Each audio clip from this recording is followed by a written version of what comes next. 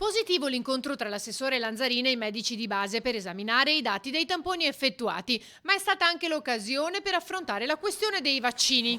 È chiaro che i medici di medicina generale, i medici di famiglia saranno coinvolti nella vaccinazione, ci sarà quindi un accordo specifico su questo, non sappiamo se ci sarà un accordo nazionale, però in qualsiasi caso noi faremo un accordo regionale in cui appunto definiremo modalità. Serve però un vaccino che non abbia bisogno della catena del freddo, come AstraZeneca, e che possa essere somministrato dai medici stessi, ma anche nelle farmacie, da specializzandi e da medici in pensione, e il contingente che dovrebbe arrivare dal bando nazionale di Arcuri.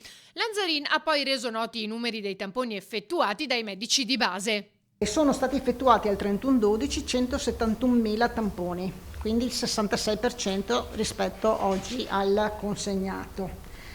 Di questi 171.000, il 14% ha dato esito positivo e l'85-55 esito negativo.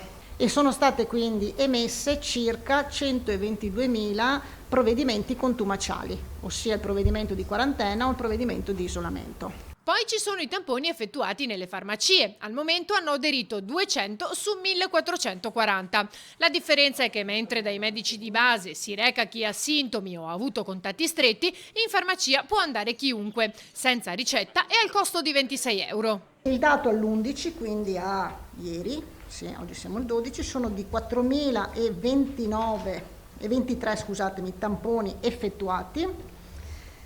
Di questi 4.023 tamponi effettuati, 268 sono positivi e 3.751 sono negativi. La farmacia deve comunque registrare nel nostro portale l'esito e il caso positivo deve comunque dare raccomandazione di contattare il proprio medico di famiglia, ma parte in contemporanea anche la segnalazione al SISP.